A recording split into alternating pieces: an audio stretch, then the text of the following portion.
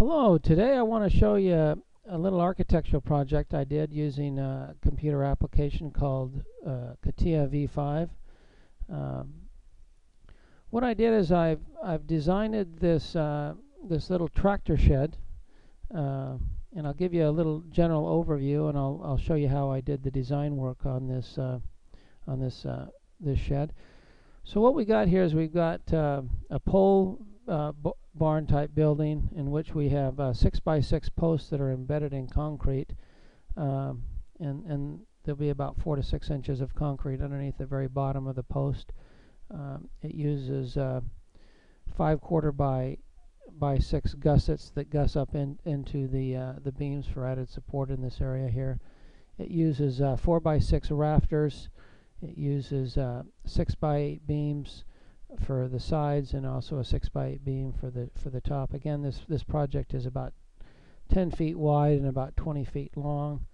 It uses a 6x8 angle support, and the rafters are bird's mouth into the side beams. It uses a 2x10 joist. It uses a 4x6 little post, 4 places to give support for the ridge beam. What I'll do is I'll show you, and I'll talk a little bit about how I used a part file to do my layout for this little architectural project, and we'll talk a little bit about how I use that part file to create my basic engineering and layout for the definition of all the solids that had to go into the assembly. So what I'll do is I'll F3 and I'll get into the tree of the drawing, and of course this is the top assembly, which CATIA calls a product, and then I start populating when I do the design work, I start populating the assembly with my first part file is a layout part file that I've got shown here in no-show, and I'll bring it out of no-show, and you can kind of see how I did my initial layout for the project. So what I did is I created, and I'll go into the part file by itself. I created 3 sketches, one for the front elevation, one for the plan view that gives me the post locations where they hit the dirt, and then one for the side view to define the side of the building here. So what we'll do is we'll go into the front elevation, and I'll talk a little bit about how I used a part file and a sketch within that part file to optimize the design of the building. This sketch here in the bottom of these 6x6s only go basically down to the ground elevation. They'll continue probably another 3 feet below into the ground here. But this sketch kind of shows you how I can optimize the rafters, for example, and use all of an 8-foot 4x6 for my rafter here, and I can modify, and when I'm sketching this, I can modify this angle to optimize the use of that material. So this kind of shows you the power of using a sketch to create my general layout. Incidentally, no paper was used on the initial design of this building. It was all done with sketches. So that's my front elevation. Now I'll go into my plan view, and I'll show you. The plan view is quite simple. All it does is it gives me the location of the posts as they go into the ground, and there'll be a certain amount of cantilever, obviously, on the beams that the angle supports will pick up some load on. Now let's go into the side view sketch, and I'll show you how that sketch was done. So what I needed to do is define how I was going to design the angle supports, and for example, you can see here that this angle here is 45 degrees here, and I'm gonna notch the angle supports into the the 6x6 beams here, and I've got an 82-degree angle of the cut on that angle support. So again, what we're doing here is we're doing basic layout using a part file and a sketch within that part file to define the project and help build my solids and design this shed. Now you can see the sketch as it's related to the 3D solid model,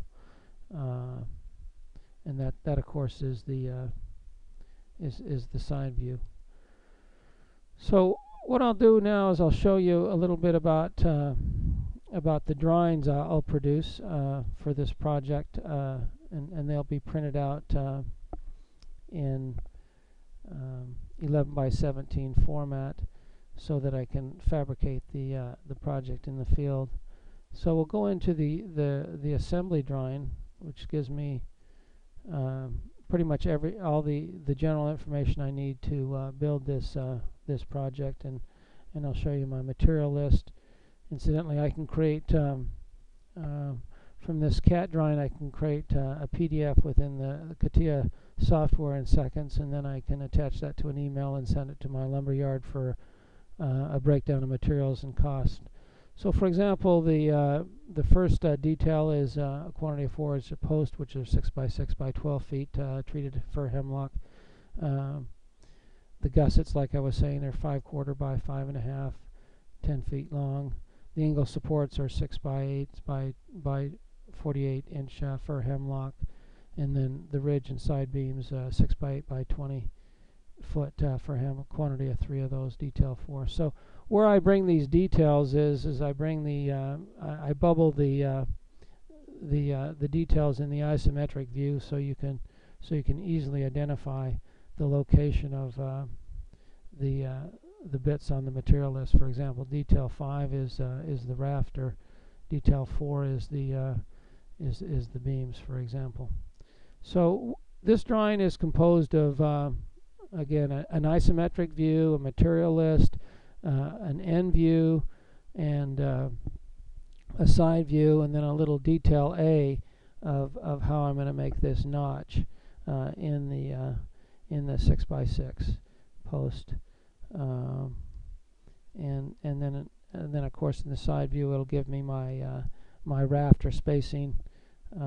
Try to optimize the use of materials and hitting the center of this rafter on an 8-foot sheet of plywood, and the rafters are 2 feet on center. So, and then it shows, of course, some basic dimensions to control the assembly. Here's my floor elevation, the dirt line, and the concrete will be sticking up about 3 inches above that, and I'm going to put the post down in the ground about 3 feet. So what I've kind of showed you today is how I've used CATIA V5 to define a little architectural project in which I've used a part file to create all my general layout. Then I create drawings. I'll create a drawing of the ankle support and a drawing of the rafter, and help fabricate this project. My name is Mike Kearsley. Hope you've got some information about what I've shown you here today. Don't hesitate to drop me an email. Always looking for criticisms and comments of the way I'm putting these presentations together. Talk to you guys later.